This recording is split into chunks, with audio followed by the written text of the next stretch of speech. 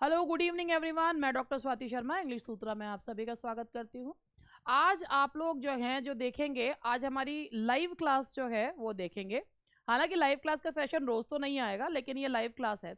आप लोगों को मैं एक चीज़ ये बताना चाहती हूँ कि हमारी जो टूअर्ड द फोर्थ सीरीज है, जिस दिन डेट आ जाएगी उस दिन तो मेरी 40 डे स्ट्रैटेजी, जो और लोगों ने भी अब नाम ले लिया है, 40 डे स्ट्रैटेजी जो ओरिजिनली मैंने ही उसको 2021 में करा था, वो स्टार्ट हो गया। 40 डे 30 डे जितना भी होगा, खैर। लेकिन उससे पहले आज आप लोग जो देखेंगे वो हमारी लाइव क्लास के क्वेश्चंस हैं। मैं आप लोगों को एक चीज बताना चाहूंगी कि आप लोग आप क्रैश कोर्स के, मेरे पास कई स्टूडेंट्स के फोन आते हैं और वो कहते हैं कि मैम आप क्रैश कोर्स स्टार्ट कर लो।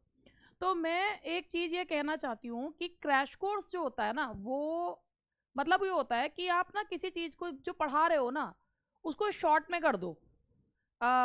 कोई भी चीज को। तो मुझे ना एक चीज अभी तक मेरे को ये चीज मुझे मतलब मुझे नहीं आती कि कैसे जो है, मुझे मुझे क्या पता कि एग्जाम में इसमें से पूछेंगे और इसमें से नहीं पूछेंगे। तो अगर मैं ये सोचूं कि मैं शेक्सपियर का अगर क्रैश कोर्स का मतलब, तो फिर ये हुआ ना कि आप हर चीज को एक दिन में या 2 दिन में खत्म कर दो। तो वो जो चीज है ना, वो पॉसिबल इसलिए नहीं है क्योंकि हमें नहीं पता क्या पढ़ाना है और क्या चीज छोड़नी है। एक चीज इसीलिए मेरा जो इस समय में एक फोकस है, जो मैंने अपने स्टूडेंट से भी कह रखा है कि क्रैश कोर्स की तरह ही आप लोगों के लिए ये एक पायनियर बैच है। अगर आप इस बैच को देखोगे, जैसे एक आज क्लास हुई है ऑलरेडी, इसमें 102 क्लासेस इसमें हैं। मतलब इसमें 52 टेस्ट पेपर्स ऑलरेडी सॉल्व है और अब ये नई क्लास आज से स्टार्ट हुई है। अगर आप इसे देखेंगे तो इसमें ना एक क्वेश्चन के चार वो बताए जाते हैं, उसके साथ ना उसका सारा रेफरेंस कॉन्टेक्स्ट बताया जाता है। जैसे मान लीजिए अगर मैंने एक ही क्वेश्चन यही बताया कि भाई हैमलेट की ये जो लाइन है ये हैमलेट में से है, मैं यही नहीं छोड़ दूंगी। उसमें मैं ये भी बताऊंगी कि भाई हैमलेट के सोर्सेज क्या हैं, हैमलेट जो है वो कि उसकी मेन जो है उसमें उसके बारे में किसने क्या कहा है, हैमलेट में कौन से फेमस सीन्स हैं, तो उसको करवाने में टाइम लग जाता है। आप क्रैश कोर्स से ये समझिए कि क्रैश कोर्स आप मुझे एक बात बताइए। आप लोग 2.5 साल से तैयारी कर रहे हैं। 2.5 साल में तैयारी करते हुए आपने भी कोई चीज छोड़ी तो नहीं होगी। अगर आप ये सोच रहे हैं कि जिसने तैयारी अभी करनी शुरू करी और वो ये सोचे कि भाई मैं 10-12 लेक्चर्स में चीजों को कवर कर लूंगा या कर लूंगी, तो देखिए वो पॉसिबल नहीं है। वो इसलिए पॉसिबल नहीं है क्योंकि आपको, जब अगर आपको चीज़ों के बारे में, जैसे आपने 4 प्लेस पढ़े शेक्सपियर के, बाकी के छोड़ दिए, क्वेश्चंस अगर उसमें से आ गए, या आपने अगर चीज़ें पढ़ रखी हैं, तो आप कम से कम उसको उसमें से ये चीज़ निकाल लेते हैं कौन से हमारे काम की और कौन से हमारे काम की नहीं है, जब क्वेश्चन देखते हैं। कई बार क्वेश्चंस में ना हमें ये भी देखना पड़ता है कि कौन सा सही है जवाब, कौन सा गलत है। तो कई बार हम जब तुक्के भी लगाते हैं, तो तुक्के भी हमारी ना प्रीवियस नॉलेज पर आधारित होते हैं, मगर अगर किसी को पता ही नहीं तो वो क्या करेगा। तो यही चीज मैं हमेशा स्टूडेंट से कहती हूँ कि आप अगर क्रैश कोर्स इस समय पे ये सोचें कि हम जो है पढ़ के, तो भाई फिर तो सबसे बढ़िया ये है कि आप लोग जो है एक अच्छी किताब खरीदिए। 1 महीने में तो मैं मानती हूँ, 1 महीना जिसने बिल्कुल भी नहीं पढ़ा हुआ ना, उसको तो महीना भर किताब पढ़ने में भी लग जाएगा, क्योंकि वो समझ के करेगा। तो चीज़ें जो है ना, आप ये सोचिए, जो किताब में अगर 8 पेज की कोई चीज़ है ना, उसको भी समझाने में कम से कम 2 या 3 दिन लगते हैं। अगर आप सुबह से शाम तक पढ़ेंगे तो आप अपनी खुद की प्रैक्टिस कब करेंगे। ये जो प्रैक्टिस बैच है, ये जो पेड प्रैक्टिस बैच है, ये उस तरीके का बैच है कि जिसमें आपके क्वेश्चंस के जवाब के साथ, ये नहीं है कि एक क्वेश्चन लिया उसका आंसर ABCD बता दिया, उसके साथ उसकी और चीज़ें बताई। स्टूडेंट्स बाकायदा नोट्स बनाते हैं, और नोट्स बनाने के बाद जो है उसके जब आप उन नोट्स को भी पढ़ लेते हैं ना, दिस इज, मैं इसको क्रैश कोर्स मानती हूँ कि उसके बाद स्टूडेंट को ये पता है मुझे पढ़ना क्या। अगर आप 6,500 से 7,000 क्वेश्चंस कर लेते हैं जिनके बारे में आपको पता है, तो कोई आपको रोक थोड़ी सकता है एग्जाम निकालने से, और आप पहले से तैयारी कर भी रहे हो। जिन्होंने तैयारी अभी तक करी नहीं है, तो आई एम सॉरी टू से, भाई फिर बड़ा मुश्किल हो जाता है कि शुरुआत से चीज़ों को स्क्रैच से शुरू करना, वो बड़ा मुश्किल हो जाता है। ठीक है। तो बस यही मुझे आपको बताना था, और अब मैं अपनी क्लास जो है वो स्टार्ट कर रही हूँ। बस 2 मिनट का मुझे टाइम दीजिएगा, क्योंकि अभी तो हमारी गुड मॉर्निंग गुड इवनिंग ही होगी।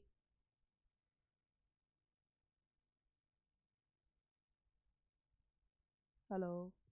हेलो।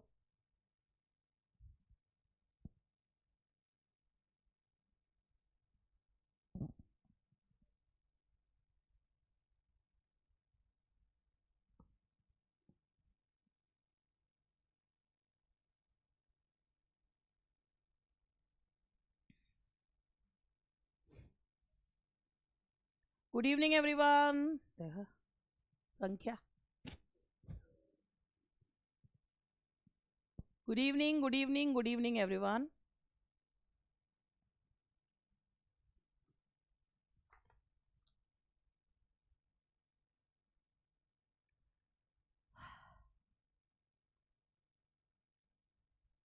Good evening. हाँ जी, आज है आपका प्रैक्टिस टेस्ट प्रैक्टिस सेशन 1, 20 नवंबर 2024, है ना। तो चलो स्टार्ट करें। आदाब आदाब आदाब मैडम जी, आदाब। स्टार्ट करें, चलो आराम से पढ़ते जाना और क्वेश्चंस का जवाब देते जाना, ठीक है जी। पहले क्वेश्चन, अरे भैया सबको मेरा नमस्ते। अब चलो क्वेश्चंस देख लो। तो पहला क्वेश्चन दिख रहा है तुम्हें अपनी स्क्रीन पे। पहला क्वेश्चन आपके लिए, आपके सपने की तरफ पहला क्वेश्चन ये रहा। चलिए पहला क्वेश्चन पढ़ लिए। विच character in Hamlet utters the line something is रॉटन in the state of Denmark? Bernardo, ghost, Horatio या मार्सिलस? बिल्कुल सही जवाब है इसमें आपका मार्सिलस। पहले आप मुझे जो क्वेश्चंस मैं आपसे पूछूं उनका जवाब दीजिएगा, ठीक है। पहले अब इसके साथ साथ हम लोग, हाँ ए बहन तू ऐसी ऐसी बातें क्यों करती है मुझसे, हैं? हम इसकी पीडीएफ मिलेगी क्या हमें, हैं? हाँ एक चीज है, आपको पीडीएफ बनाने की जरूरत नहीं है, मगर बिना आंसर की नहीं। आंसर तो लगा रखे मैंने, लेकिन भेजूंगी मैं बिना आंसर वाली, ठीक है। ठीक, हाँ मिलेगी मिलेगी, कोई रोए ना, सबको मिल जाएगी, ठीक है। हाँ जी, तो ये बात, अब मैं जो कुछ क्वेश्चंस पूछूं आप मुझे उसके जवाब दीजिएगा। सबसे पहले, हैमलेट में ओफिलिया को किस नाम क्या रेफर किया गया है? रोज of April, rose of May या rose of June? Ophelia has been referred as rose of May, ठीक है जी। ओफिलिया को रोज ऑफ मे कहा गया है, ठीक है। ओफिलिया को कहा गया है रोज ऑफ मे। मुझे ये बताइए, एक क्वेश्चन जो है ये हुआ आपका, रोज ऑफ मे ओफिलिया को कहा गया है ना। और ये बुक वाली सीरीज नहीं है, ये बुक वाली है, नहीं नहीं, ये बुक वाली सीरीज कहाँ से आ गई भाई? अभी बनाया है क्वेश्चन पेपर, तेरे के पास किताब में हो तो तू कर ले भैया, ठीक है। तो सारा टाइप करा आज, वो कहीं बुक वाली सीरीज है। ये कौन सी बुक में सीरीज है बहन? ये तो अभी टाइप करा, अगर होती तो हम क्यों उसको करते, ठीक है। तो ये मार्सिलस। अच्छा, ये जो है something is रॉटन in the state of Denmark, ये किस रेफरेंस में कहा गया है? Something is रॉटन in the state of Denmark, ये किस रेफरेंस में कहा गया है? घोस्ट की अपीयरेंस की वजह से कहा गया है, जो किंग हैमलेट का घोस्ट जो है वो दिखा है, उसकी वजह से कहा गया है। दैट इज कि ये जो है something is रॉटन in the state of Denmark, ठीक है। तो ये इसका आंसर है मार्सिलस। नाउ नेक्स्ट क्वेश्चन इज, ये क्वेश्चन पढ़िए। देव वीरास्वामी तूफान is an adaptation of Shakespeare's play. ये तूफान जो है वो शेक्सपियर का कौन सा प्ले का हिंदी अडेप्टेशन है? Yes, the answer is Tempest. Tempest जो है वो शेक्सपियर ने अपने जीवन के कौन से फेज में लिखा था? कौन से फेज में जो है वो टेम्पेस्ट लिखा गया? लास्ट फेज में। टेम्पेस्ट को क्या कहा जाता है शेक्सपियर का? शेक्सपियर का स्वान सॉन्ग कहा जाता है, बिल्कुल सही। इसके अलावा टेम्पेस्ट जो है वो शेक्सपियर का ऑटोबायोग्राफिकल वर्क है। और एक और चीज है कि टेम्पेस्ट में क्या दिखाया गया है? कॉलोनियलिज्म। टेम्पेस्ट में कॉलोनियलिज्म जो है वो दिखाया गया। अच्छा ये बताइए कि इसमें जो कैलिबान है वो उसका एलिमेंट क्या दिखाया है? मतलब जो कैलिबान का एलिमेंट है वो एयर, वाटर, अर्थ, कौन सा एलिमेंट है? अर्थ। अर्थ एलिमेंट से वो इसके अलावा एक और क्वेश्चन है कि कैलिबान अपॉन सेटबॉस, ये किसका वर्क है? Whose work is Caliban upon Setbos? Whose work is Caliban upon Setbos? Boss का? कौन है बॉस? किसका बॉस? ब्राउसिंग। ये कौन आ गए? बॉस। अबे क्या हो गया? ये क्या हो रहा है? कैलिबान अपॉन सेटबॉस किसका वर्क है? जॉर्ज लेमिंग का। अरे ये कहां से आ गया भाई, हे भगवान, कंट्रोवर्शियल क्वेश्चन। अरे क्या हो गया बाल को। अच्छा, फ्रेडरिक एस बोस का है। Oh my god, Caliban upon Setebos, मुझे तो पता ही नहीं था। ए भैया तुम्हारी तैयारी तो बहुत बड़ी चल रही है। और यूं कह रहे ये हमारे बुक के क्वेश्चन है हैं? मैं तो नहीं दे रही भैया, ये पोयम है रॉबर्ट ब्राउनिंग की।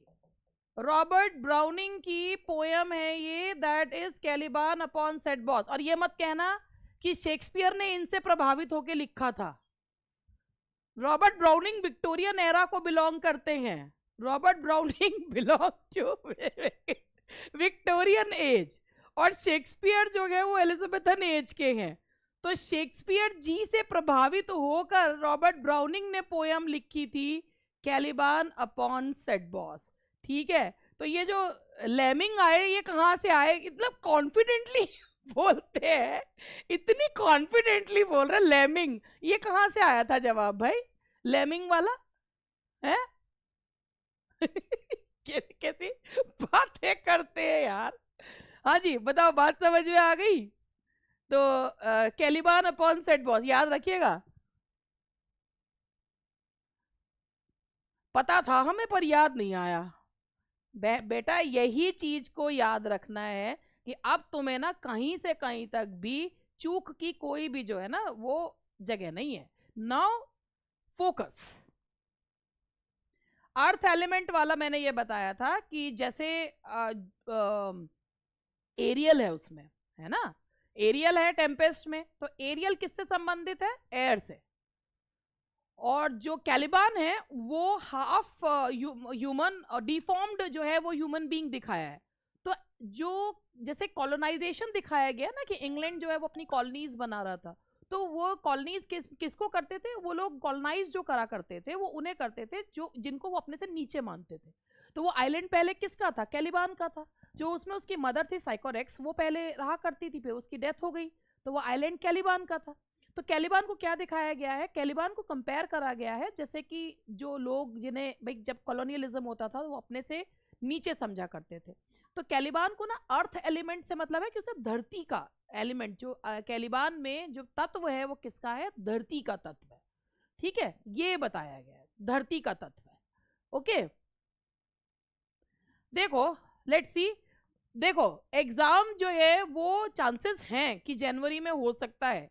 जैसे ही सेंटर्स अपनी रिपोर्ट दे देंगे कि हाँ सेंटर्स जो हैं वो अवेलेबल है, हो जाए, आप ऐसे ही तैयारी करो कि आपका एग्जाम जो है वो जनवरी में है। आप और अगर देखो आगे चला जाता है तो हम कुछ नहीं कह सकते, मगर अभी फिलहाल है, इसीलिए मैं आपसे कह रही हूँ बी फोकस्ड। ठीक है, अब आपको बिल्कुल भी उल्टे पुल्टे जवाब नहीं देने हैं। चलिए नेक्स्ट क्वेश्चन है, which of the following plays may be considered as parody of Shakespeare's Macbeth and some parts of Hamlet and King Lear? BPSC का तो अभी फॉर्म ही नहीं आया तो कहां से हो जाएगा। Which of the following plays may be considered as parody of Shakespeare's Macbeth and some parts of Hamlet and King Lear? George Bernard Shaw's Pygmalion, Luigi Pirandello's Bella Vita, August Strindberg's The Dance of Death, Alfred Jarry's Ubu-Roy? ये सोच रहे हैं question कहां से आया है। हाँ जी, अच्छा ये बताओ, तुक्का मार रहे हो ना? हाँ तो ये तो किताब के क्वेश्चन थे, फिर भी नहीं आ रहे तुम्हें हैं? अरे तो किताब के क्वेश्चन थे, पता नहीं कौन सी किताब के थे, मुझे भी नहीं पता कौन सी किताब के थे ये। Which of the following plays may be considered as parody of Shakespeare's Macbeth and some parts of Hamlet and King Lear? ये एक अच्छा क्वेश्चन है। आपने जॉर्ज बर्नार्ड शॉ पिग्मेलियन का नाम सुना हुआ है तो आपने सोचा यही होगा, मगर आपका जवाब गलत है, बिल्कुल गलत जवाब है। देखिए शेक्सपियर के मकबेथ का, हैमलेट और किंग लियर का जो मजाक उड़ाया है वो एल्फ्रेड जेरी का है। ये आंसर है Alfred Jarry's Ubu Roi, that is Alfred Jarry's Ubu Roi. ठीक है, तो अब आप लोग जो है मैं आपको इसके बारे में बता भी देती हूं।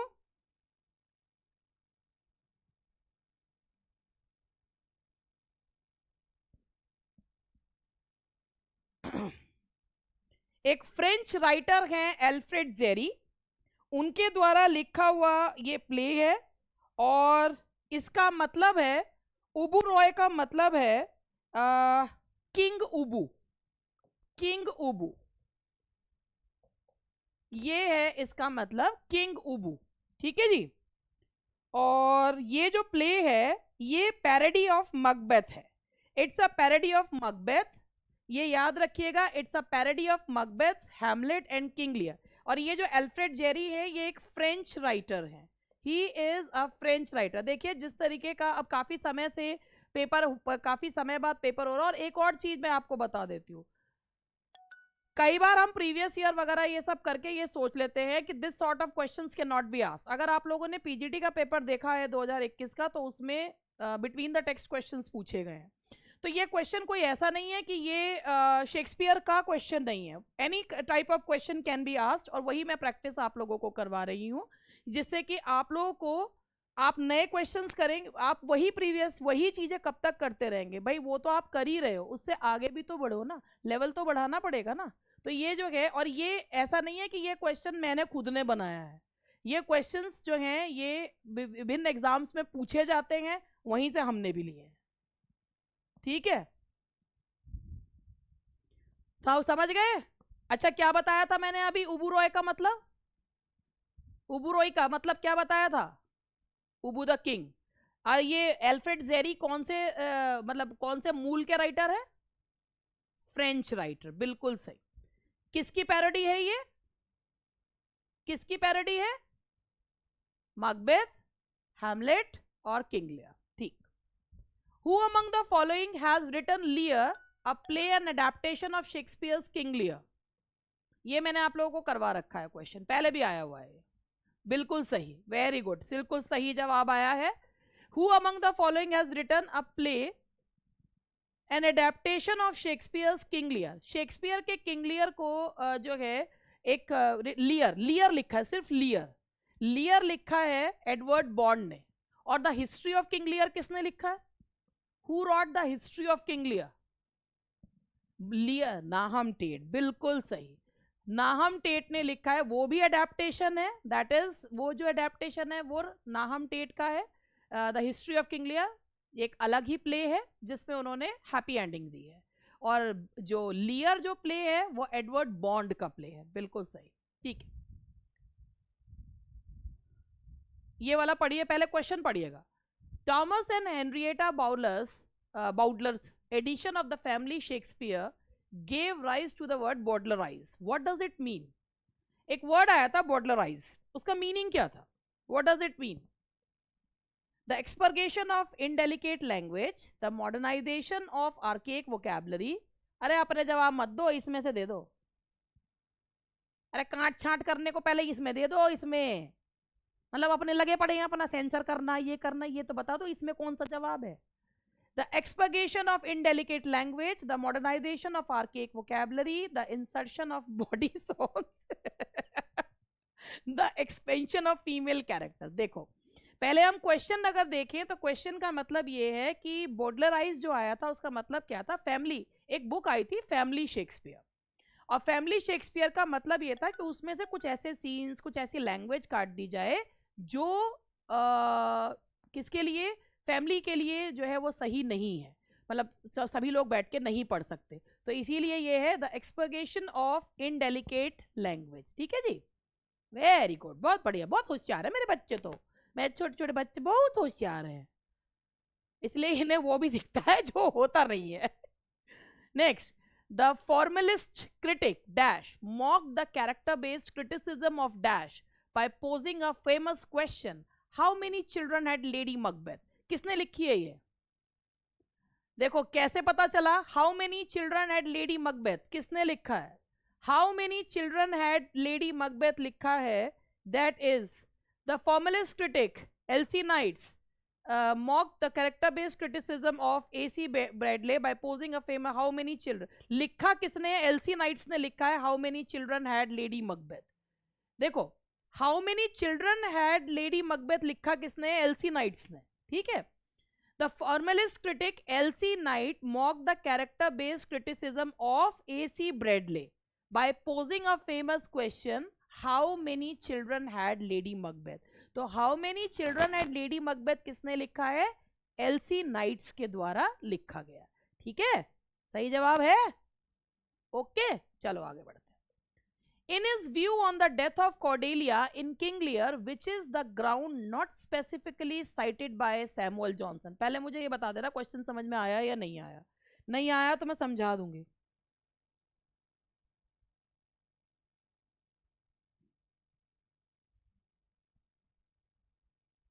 नहीं आया?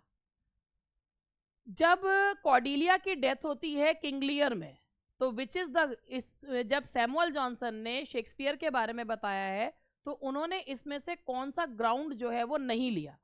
तो इन्होंने उसमें से कौन सा ग्राउंड नहीं लिया, यानी कि उन्होंने कौन सी वजह जो है वो नहीं बताई। तो ये है, it is contrary to the natural ideas of justice, it is contrary to neo Platonic idea of decorum, it is contrary to the hope of the reader, it is contrary to the faith of chronicles. हाँ जी, तो इसका जो आपका है, in his view on the death of Cordelia and King Lear which is the ground not specifically cited, इनमें से कौन सा ग्राउंड सैमुअल जॉनसन ने नहीं लिया? सैमुअल जॉनसन के हिसाब से ये न्याय के हिसाब से विरोधाभासी था, ये सही है। ये it is contrary to the hope of the reader, reader के हिसाब से ये जो है विरोधाभासी था, ये भी सही है। ये क्रोनिकल्स के हिसाब से जो है वो गलत था, ये भी सही है। तो एक ही आंसर बचता है, दैट इज बी। कौन सा उन्होंने ग्राउंड नहीं लिया? It is contrary to the neo platonic idea of decorum. ये इसमें इन्होंने कहा कि ये जो है ये उन्होंने कहीं मेंशन नहीं किया, neo platonic idea of decorum उन्होंने मेंशन नहीं करा है। ठीक है, हर चीज की तुम हिंदी पूछ लो, मुझे पकड़ के ले जाना अपने साथ हिंदी पूछने को। क्यों भाई? क्योंकि हम अंग्रेजी का एग्जाम देंगे हिंदी में।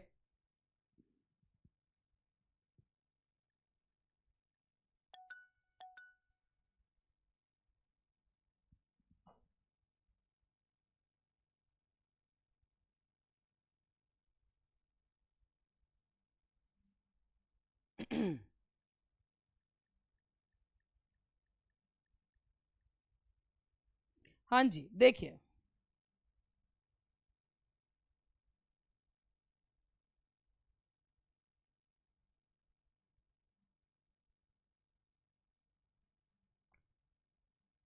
देखिए ये जो it is contrary to the neo platonic idea of decorum, neo Platonic Plato के स्कूल का है, जो प्लेटो के द्वारा दी हुई फिलॉसफी है, उसको मानना जो है उसे नियो प्लेटोनिज्म कहा जाता है। जो एक्सप्लिसिटली रिलीजियस हुआ करते थे, जो बहुत ज़्यादा रिलीजियस आइडियाज थे जो प्लेटो के द्वारा दिए गए थे, उसे और उसको नए रूप में लाना तो नियो प्लेटोनिज्म कहा जाता है। तो neo Platonism idea of decorum इसमें कहीं लेना देना इसका नहीं है। ठीक है, नियो प्लेटोनिज्म मतलब प्लेटो के आइडिया को, नियो मीन्स न्यू, तो प्लेटो के आइडिया को नए रूप में दिखाना, तो इसका इससे कोई लेना देना नहीं है। कभी कई बार क्वेश्चन ही है। अच्छा, अब ये वाला क्वेश्चन पढ़ो और इसका जवाब दो। The line I am no prince Hamlet nor was meant to be appears in TS. Eliot's. हे भगवान, टी.एस. इलियट की एक पोयम हमें वेस्टलैंड पता है टीजीटी वालों को, तो वो वही जवाब दे रहे हैं। भैया ऐसा है, I am no prince Hamlet nor I was meant to be, ये जो लाइन है the love song of J Alfred Prufrock की है। The love song of J Alfred Prufrock T S. Eliot की ये इंटीरियर मोनोलॉग वाली पोयम है, और उसमें वो ये कहता है कि मैं अपनी बात जो है कह नहीं पाता हूँ, क्योंकि मैं कोई प्रिंस हैमलेट थोड़ी हूँ, और ना मैं होना चाहता हूँ, ना मैं प्रिंस हैमलेट होना चाहता हूँ। तो ये लाइन जो है ये love song of J Alfred Prufrock की है, वेस्टलैंड की बना दी। अब ये वाला बताओ, when my love swears that she is made of truth I do believe her though I know she lies. F हो गया क्वेश्चन ये। अच्छा, विलियम शेक्सपियर का तो ये तो तुम्हें पता है, ये विलियम शेक्सपियर की कौन सी जो ये है क्या? ये पोयम है, सोनेट है, क्या है ये सोनेट है, ये विलियम शेक्सपियर। अच्छा ये बताओ, इनमें इस वर्ड इस पोयम में यहाँ में कौन सी फिगर ऑफ स्पीच है? कौन सी फिगर ऑफ स्पीच है? पन। वेरी गुड, क्योंकि यहां लाइज का मतलब दो है, एक to sleep and the next one is झूठ बोलना। पन है, बिल्कुल सही जवाब। वेरी गुड, बहुत बढ़िया, बिल्कुल सही जवाब आ रहे हैं तुम्हारे।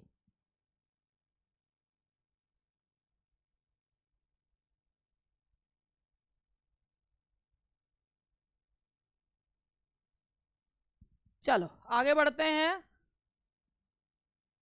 How life was gentle and the element so mixed in him that nature might stand up and say to all the world, this was the man. Who is the speaker and about whom is this spoken? How life was gentle and the elements so mixed in him that nature might stand up and say to all the world. बताओ ये किसके बारे में कहा गया है? बिल्कुल, mark Antony किसके लिए कह रही है? ये तो ब्रूट इसके लिए, दिस वॉज द मैन। ये तो इसमें से कोई है ही नहीं, ये तो मार्क एंटनी और सीजर थोड़ी है। ये तो मार्क एंटनी जो है वो उसके लिए, ब्रूटस के लिए कह रहा है। इसमें से तो कोई है ही नहीं। ये तो दिस वॉज द मैन, ये जो लाइन कही गई है ये जो है वो मार्क एंटनी की लाइन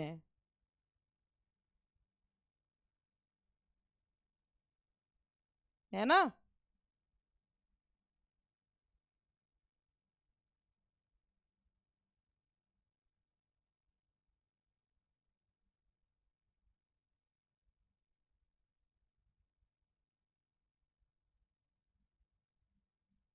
एक मिनट रुक जाओ। His life was gentle and the elements so mixed in him that nature might stand up and say to all the world, this was a man. This line is spoken in reference to Caesar, with the speaker says was a noble Roman who acted for the general good.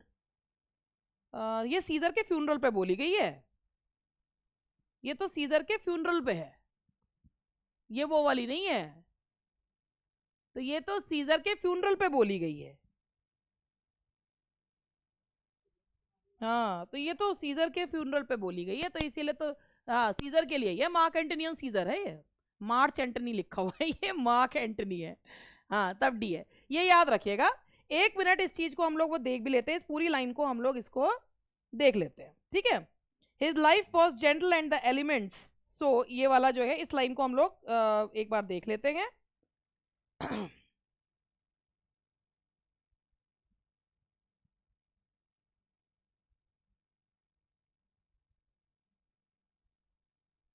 एक minute, इसको मुझे थोड़ा सा, मुझे भी इसमें confusion हो रही है, ये सीजर के फ्यूनरल पे है या उसमें है? कहीं ना कहीं कोई चीज़ गड़बड़ हो जाती है। मुझे पता नहीं, मुझे क्यों लग रहा है कि ये जो लाइन जो है वो मार्क एंटनी ने ब्रूटस के लिए बोली है।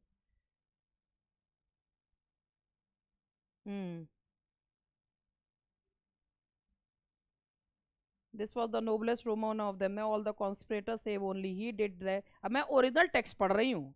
This was the noblest Roman of them all the conspirators save only he did that they did in envy of great scissor.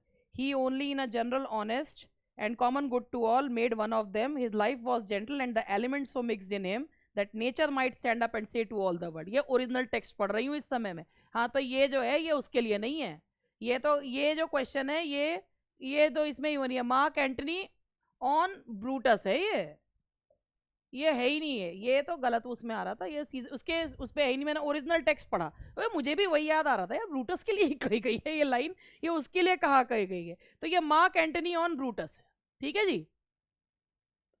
कि नेचर हरसेल्फ जो है वो कह रहा है कि वो है ना कि ये लाइन जो थी, this was the noblest Roman of them all, ये वही वाली जो है वो जो है स्पीच है, he was the noblest Roman of them all. तो ये जो है मार्क एंटनी जो है वो किसके बारे में कह रहे हैं? ब्रूटस के बारे में। ये वही एक्ट 5 की स्पीच है।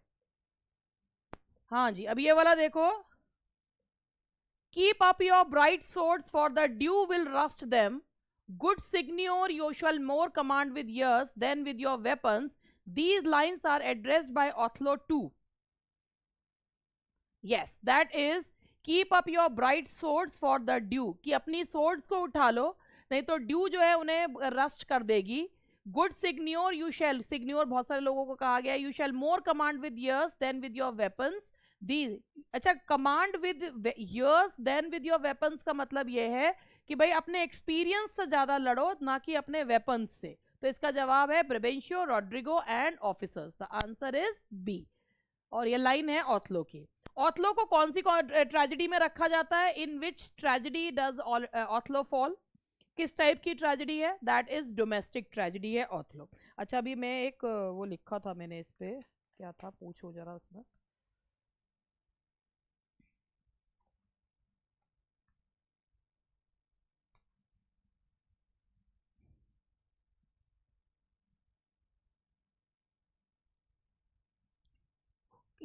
Who said jealousy is a green eyed monster? हाँ, एडिक्शन वर्ड यूज हुआ है। Jealousy is a green eyed monster, Iago. Iago ने जो है वो कहा है jealousy is a green eyed monster. बिल्कुल सही। चलो, हाँ जी, तो ये आपका ही है। और ये देखिए नेक्स्ट क्वेश्चन है आपका, क्वेश्चन नंबर 12 है, to see him act is like reading Shakespeare by flashes for lighting, about which Shakespearean actor Coleridge wrote the above line. ये कॉलरिज ने कौन से शेक्सपियरियन एक्टर के बारे में ये बात कही है कि टू सी, उसे एक्टिंग करते हुए देखना ऐसा लगता है मानो कि हम शेक्सपियर को ही देख रहे हैं। ये किसके? रिचर्ड बर्बेज के बारे में कहा। अच्छा अच्छा, वो बहुत उसकी एक्टिंग देखी होगी उसने, इसलिए कहा होगा। इसका आंसर जो है वो एडमंड कीन है। एडमंड कीन है इसका answer. The answer is Edmund कीन। इन्होंने सबसे जब बढ़िया जो है शेक्सपियर के कैरेक्टर्स को निभाया है, एडमंड कीन। और आप ये याद रखिए, आजकल इस तरीके के क्वेश्चन बहुत पूछे जा रहे हैं। अभी हरियाणा वाले में ऐसा ही एक क्वेश्चन आया था जिसमें एक ये पूछा गया था कि इसमें किस एक्टर ने ये भूमिका जो है वो निभाई है। तो एडमंड कीन के लिए ये कहा गया है कि कॉलरिज ने कहा है कि उनको देखना बिल्कुल ऐसा ही लगता है कि जैसे कि हम शेक्सपियर को पढ़ रहे हैं। हाँ, in King Lear to which women has Edmund sworn his love?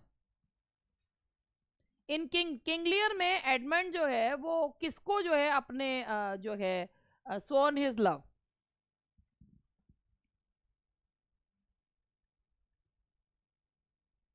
Yes,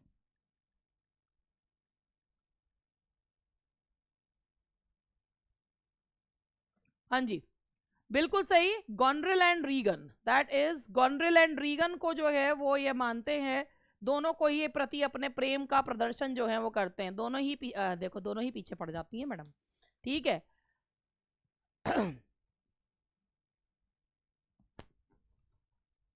how old is King Lear in King लियर? King Lear में किंग लियर कितने साल के हैं? 80 ईयर्स ओल्ड, बिल्कुल सही। 80 ईयर्स ओल्ड जो है वो किंग लियर है। अच्छा, किंग लियर जो प्ले है उसमें वो किस प्रकार की जो है वो ट्रेजेडी है? बस वो ट्रेजेडी ही है। नहीं, वो डोमेस्टिक ट्रेजेडी में नहीं आती है। डोमेस्टिक ट्रेजेडी का मतलब होता है पति पत्नी के बीच की जो होती है, दैट इज कॉल्ड जो है वो डोमेस्टिक ट्रेजेडी जो है। अच्छा, किंग लियर का जो उनका जो ट्रेजिक फ्लॉ है वो क्या है? What is the tragic flaw of King लियर? बिल्कुल, जो है उनका घमंड है। नहीं, फिलियल इनग्रेटिट्यूड तो थीम है। Filial ingratitude is the theme of जो है किंग लियर।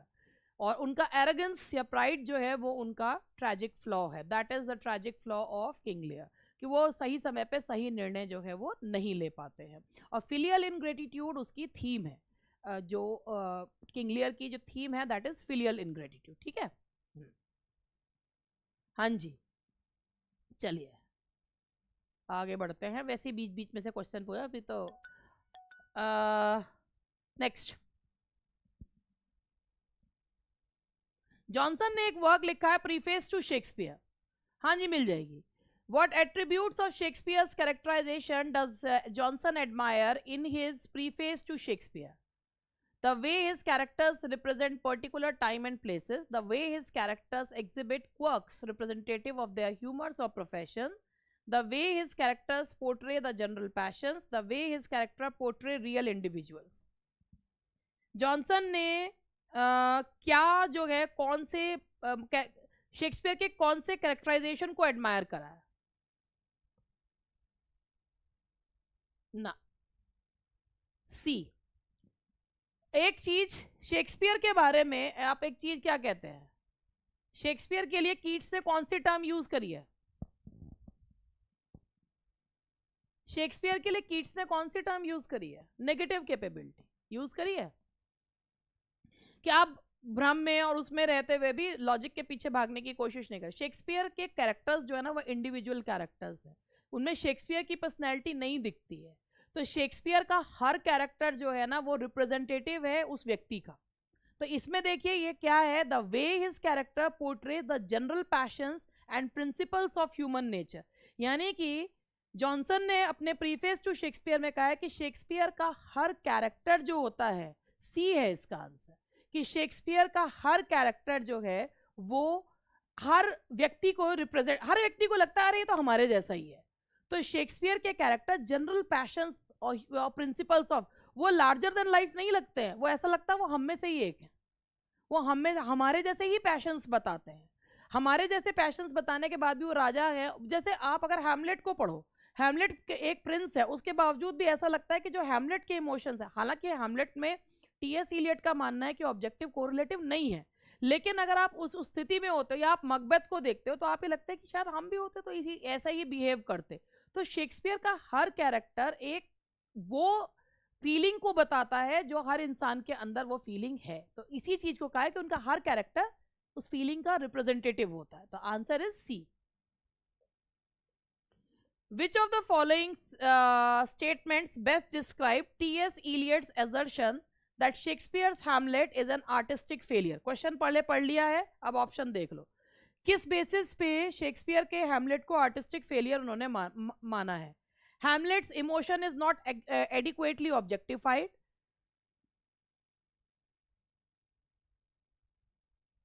देखो भाई, ऑब्जेक्टिव कोरिलेटिव का मतलब यही होता है कि जो इमोशन हीरो के अंदर है, अगर वही इमोशन ऑडियंस भी फील कर रही है तो ऑब्जेक्टिव कोरिलेटिव है, और अगर वो वही इमोशन वो नहीं महसूस कर रही तो ऑब्जेक्टिव कोरिलेटिव नहीं है ना? यही तो चीज होती है, वो ऑब्जेक्टिव कोरिलेटिव नहीं है।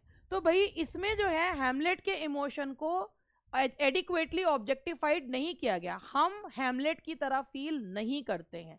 हैमलेट की इंडिसिसिवनेस अगर प्रोग्रेस ऑफ एक्शन को रोकती है तो उससे हमें कोई लेना देना नहीं है।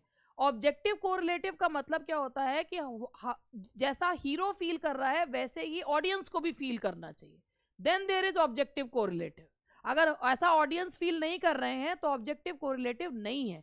इसीलिए इसका आंसर है A, Hamlet's emotion is not adequately objectified. ठीक है जी, चलिए आगे बढ़ते हैं। Which of the following characters in Shakespeare's love labour lost over uses formal Latinate diction? हाँ जी, दैट इज होलोफर्नेस, बिल्कुल सही है। Love labour lost, love labour lost कौन से प्रकार की कॉमेडी है? Which type of comedy is love labour lost? Comedy of manners. Comedy of manners को एक और नाम से पुकारा जाता है, वो क्या नाम है?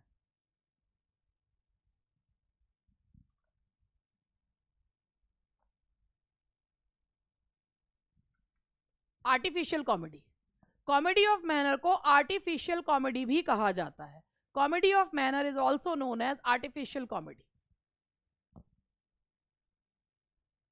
चलिए अब ये वाला क्वेश्चन आ गया, ये रहा। During his years at St. Paul's, Milton befriended Charles Diodati, who became his closest companion in boyhood and to whom he wrote Elegia Prima and Elegia Sexta. They maintained their friendship even though Diodati attended Oxford while Milton was at Cambridge. In which year did Charles Diodati die? ये बस इतना लंबे में यही question पूछना था, Charles डियोडिटी कब मरे? हाँ जी, लेकिन लाइन पूरी है। तो चार्ल्स डियोडिटी की डेथ कब हुई थी? हाँ जी, ए में हुई थी। फिर सोच लो, 1631 में वो एडवर्ड किंग की मृत्यु नहीं हुई थी?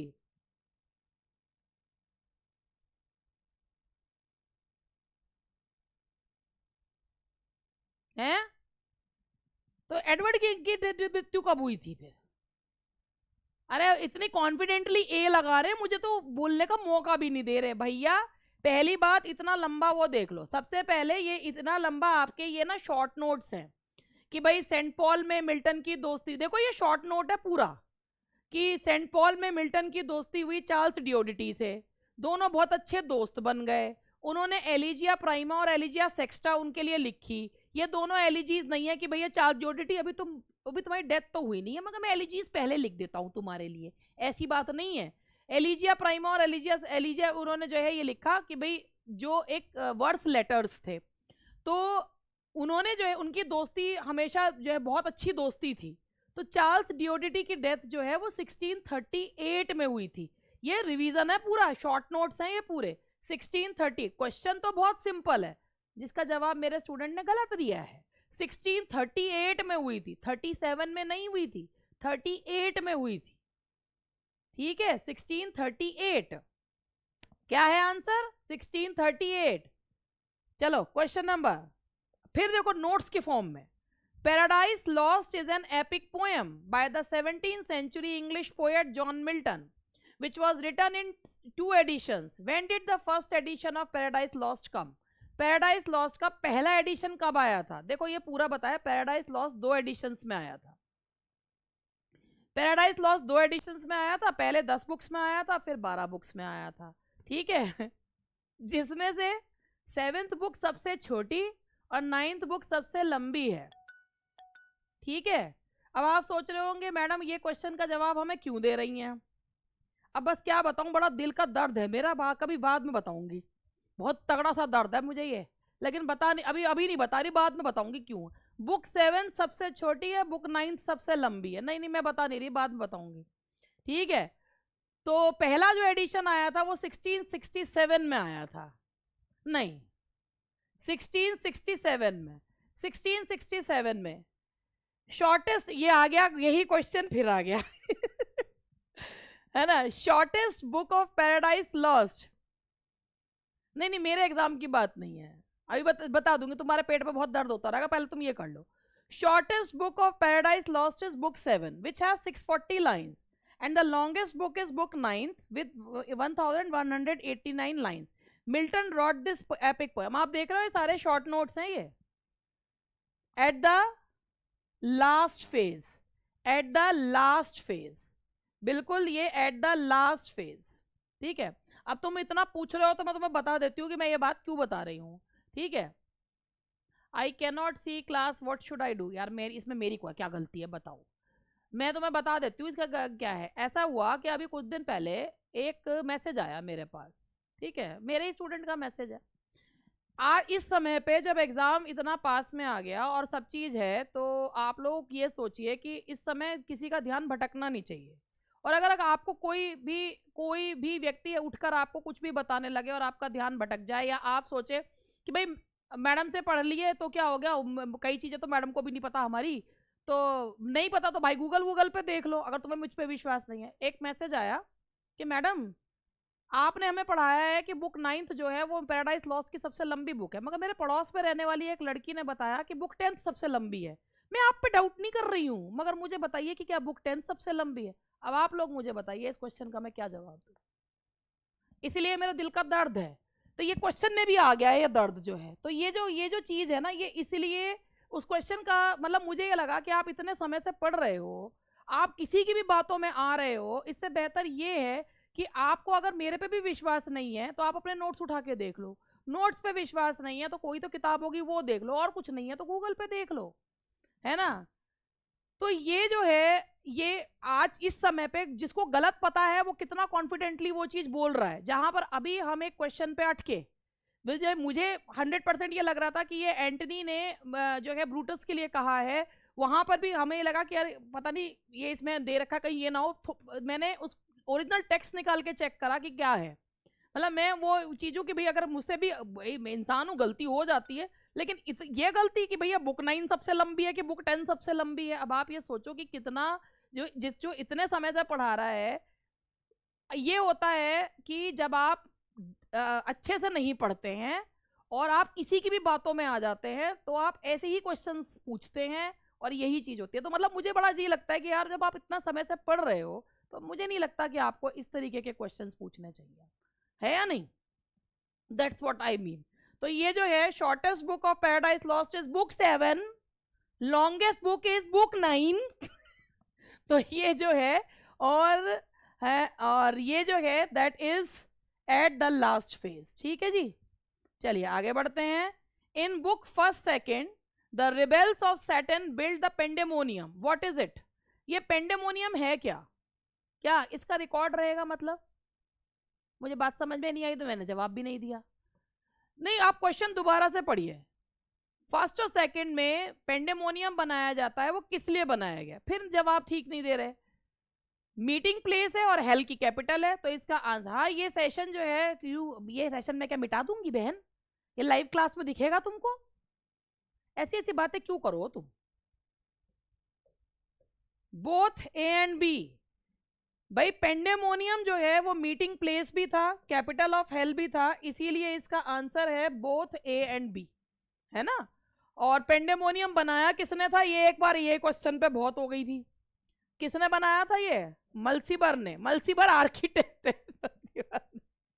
ठीक है, मल्सीबर ने बनाया था। हाँ लेकिन इसका एक दूसरा क्वेश्चन भी है। चलिए आगे बढ़ते हैं।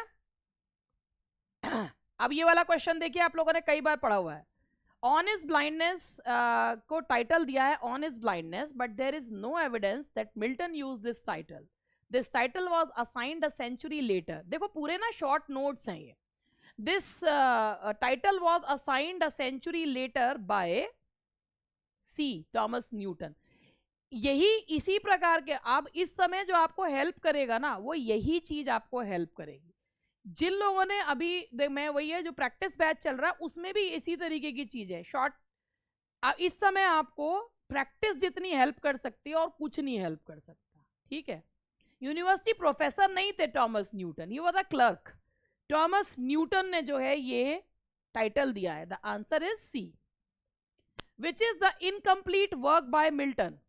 विच is the incomplete work by Milton? पढ़ो, पहले क्वेश्चन पढ़ा करो बच्चों और ऑप्शन भी पढ़ा करो। The history of Britain, the passion, दोनों ही उनके इनकम्प्लीट वर्क है। A and B both. The answer is D. इतनी मैंने कहा ना, सोच समझ के जवाब दिया करो। एक एक क्वेश्चन मायने रखता है। एक एक क्वेश्चन थे ना, आप ये सोचो कि भाई 500 नंबर का 125 क्वेश्चन है, एक क्वेश्चन से जब वो होता है ना, एक क्वेश्चन गलत कर दिया, वो क्वेश्चन गलती नहीं करनी पढ़ने में, क्योंकि गोला गलत भर गया ना, फिर ब्लेड से काट के ठीक ना होने का, इसीलिए। यस यस, बिल्कुल सही। तो ये पैशन और हिस्ट्री ऑफ ब्रिटेन दोनों ही अधूरे हैं। The law that prevented poets, authors and writers is, वो कौन सा ऑर्डर था जिसके विरोध में उन्होंने एरियोपैजिटिका लिखी थी और जिसकी वजह से उनके जो है वो डिवोर्स ट्रैक्ट्स जो हैं वो पब्लिश नहीं हो पा रहे थे? वो कौन सा था? लाइसेंसिंग ऑर्डर ऑफ 1643, जिसके तहत पहले जो है वो कोई भी किताब जो है उसको पूरा जो है वो देखा जाता था, उसको स्क्रीनिंग करी जाती थी, अगर ठीक होता था तो लोगों के पढ़ने के लिए दिया जाता था, नहीं तो नहीं। Now next question is the tractate, एक ट्रैक्ट है ऑफ एजुकेशन जो सैमुअल हार्टलिब को समर्पित करा गया है। सैमुअल हार्टलिब के लिए उन्होंने लिखा था ऑफ एजुकेशन। इसमें कितने पेजेस थे? ऑफ एजुकेशन में पेजेस कितने थे? ये उन्होंने लिखा था हार्टलिब के लिए, जिसमें मिल्टन जो है वो एजुकेशन में एक पूरा परिवर्तन चाहते थे और इसमें पेजेस थे 8। यहां तक जवाब बिल्कुल सही आया, 8 pages. Because Milton is human he must know the best in humanity, who said? Because Milton is human he must know the best in humanity, who said? That is yes, बिल्कुल सही, WJ Long ने यह बात कही है। The answer is WJ Long. Question number 26, if I have grace to use it so as ever in my great task masters eye, where Milton said this? If I have grace to use it so as ever in my great task masters eye, that is on his being arrived at the age of 23। क्या है ये? On his being arrived at the age of 23, ये है क्या? What, मतलब कौन सा इसका जॉनरा क्या है, क्या किस फॉर्म में लिखी गई? दैट्स अ सोनेट, बिल्कुल सही। The answer is B. हाँ जी, which poem of John Milton deals with Satan's temptation of Christ in wilderness? Paradise regain, बिल्कुल सही। पैराडाइज रीगेन जो है वो मिल्टन का जो है वो एक मिनी एपिक है, छोटा एपिक है। पैराडाइज रीगेन में कितनी बुक्स हैं? 4 बुक्स हैं। पैराडाइज रीगेन्ड में 4 बुक्स हैं, ठीक है जी। पैराडाइज रीगेन्ड में मिल्टन का स्टाइल कैसा है? ग्रैंड स्टाइल है, that is plain style use करा। लेकिन ये मिल्टन की पसंदीदा जो है वो वर्क था, मिल्टन का फेवरेट जो वर्क था जो डब्ल्यू.जे. लॉन्ग के हिसाब से, that was Paradise Regained. Paradise Regained takes it theme from, Paradise Regained takes it theme from that Saint Luke's gospel, New Testament, Saint Luke's gospel, बिल्कुल सही, सेंट ल्यूक्स गॉस्पेल।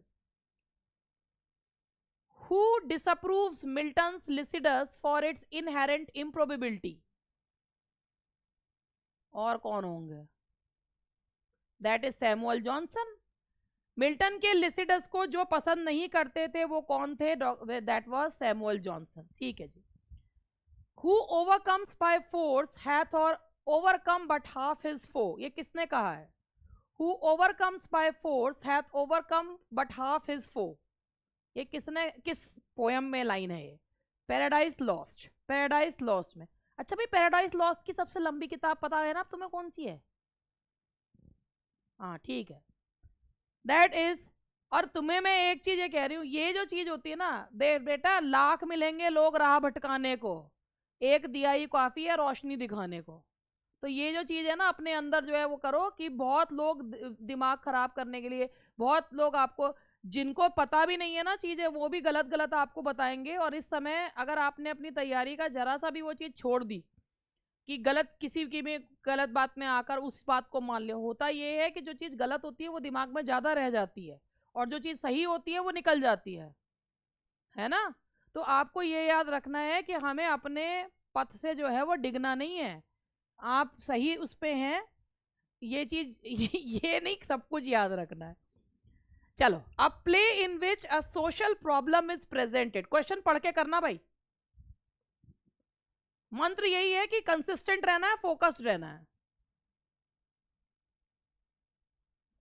क्या कह रही है ये क्या कर लिखा है? मैम जो आज पढ़ा है वो रिकॉर्ड रहेगा, मतलब क्या हुआ इसमें? हाँ भाई, हर चीज का बैकअप मिल रहा है तो इसका क्यों नहीं मिलेगा? ये तुम्हारे उसमें लाइव में डल जाएगी, लाइव में आ जाएगी। अ play in which a social problem is presented with the dramatist solution, it is known as। हाँ जी सही है। अब आपका ये एक, आपको मैं यहां पर ये बताती हूं, ये एक होता है थीसिस प्ले। थीसिस प्ले किसे कहते हैं? ये एक फ्रेंच टर्म है, मैं बता तो रही हूं। ये थीसिस प्ले जो है ना, ये एक फ्रेंच टर्म से लिया गया है और इसका मतलब ये होता है कि इसमें कोई भी एक investigate controversial social and moral issue, इस तरीके के प्लेज में कोई कंट्रोवर्शियल सोशल या मॉरल इशू को इन्वेस्टिगेट करते हैं जिससे डिस्कशन जो है वो किया जा सके। It is a sort of play in which controversial social and moral issues are investigated and to stimulate discussion, इसे कहते हैं थीसिस प्ले। तो थीसिस प्ले और प्रॉब्लम प्ले जो है, दोनों में ही एक प्रॉब्लम जो है वो प्रेजेंट की जाती है विद अ ड्रामेटिक सॉल्यूशन, या सॉल्यूशन जो है वो ऑडियंस पे छोड़ दी जाती है, ऑडियंस पे छोड़ दिया जाता है what can be the solution. Solution नहीं होता है। तो थीसिस प्ले और प्रॉब्लम प्ले, एक बात बताओ, अगर आप कोई भी प्रॉब्लम प्ले देखते हो, ठीक है, जैसे शेक्सपियर के, तो आपने देखा होगा जैसे उनके प्रॉब्लम प्लेस कौन कौन से माने गए हैं भाई? ट्रायलस एंड क्रासिडा माना गया है और all is well that ends well माना गया है। All is well that ends well का एंड क्या है? वो कहते हैं कि आप पे मैंने निर्णय छोड़ दिया, आप जो भी निर्णय लो, यही है, आप पर मैंने निर्णय छोड़ दिया, आप भी लो। तो ड्रामेटिक सॉल्यूशन किस पे छोड़ देता है? ऑडियंस पे छोड़ देता है। इसी प्रकार के थीसिस प्ले होते हैं जिसमें एक तरीके से कोई किसी चीज का जो डिस्कशन है वो स्टिमुलेट करा जाता है, डिबेट करवाई जाती है। और प्रॉब्लम प्ले भी ऐसा ही होता है। तो थीसिस प्ले और प्रॉब्लम प्ले, तो इसका आंसर आएगा बोथ ए एंड बी, ठीक है। What are the chief characteristics of parable? What are the chief characteristics of parable? Parable क्या होती है? A short tale intended to convey some moral. Its characters are usually human beings, not animals. इसका answer है C, both A and B. एक बात बताओ, वो क्या होते हैं जिसमें जो एनिमल्स कैरेक्टर्स होते हैं उसे क्या कहते हैं? फेबल. जिसमें एनिमल्स कैरेक्टर्स होते हैं और मॉरल का कोई बताते हैं वो होती है फेबल. और जो पैराबल्स होते हैं वो उपदेश होते हैं, बाइबल में से उपदेश होते हैं, फेबल या एप्लॉग्स होते हैं. तो पैराबल जो होती है जिसमें जो कैरेक्टर्स होते हैं वो ह्यूमन बींग्स होते हैं और वो कोई मॉरल वो देते हैं. तो इसका आंसर है सी, बोथ ए एंड बी. ठीक है, 3 क्वेश्चन और करवा रही हूं बस. Which of the following is a notable example of parable? इनमें से कौन सा पैरेबल का एग्जाम्पल है? Prodigal son, the sower, the lost sheep, all of these. भाई अब प्रोडिगल सन है, ये बाइबल की कहानी है. सोवर है, ये सोवर है, ये भी बाइबल की कहानी है. द लॉस्ट शीप, ये सब बाइबल की कहानियां हैं. तो इसका आंसर है ऑल ऑफ दीज. ठीक है, अब एक ये देखिए, an exhibition of folly for folly sake, यानी कि एक जो an exhibition of folly for folly यानी कि मूर्खता के लिए मूर्खता को दिखाना, ये कौन से जॉनरा में आएगा? बिल्कुल nonsense verse Edward Lear. Nonsense verse Edward Lear, both A and B. समझ गए? होशियार हो गए कि आप जहां पे बोथ ए एंड बी आ रहा है वो लगा दें. The masters of nonsense verse, Edward Lear का नाम तो तुमने सुन रखा है.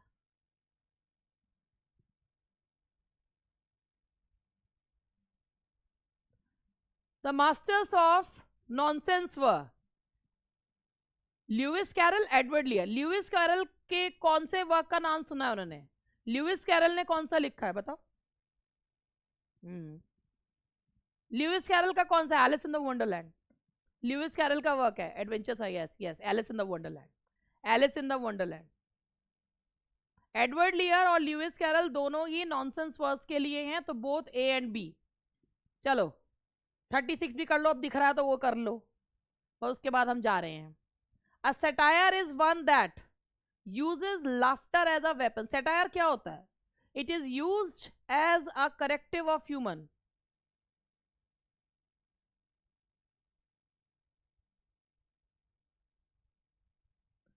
Uses laughter as a weapon. Satire का मतलब होता है कि एक लाफ्टर को वेपन की तरह यूज करते हैं.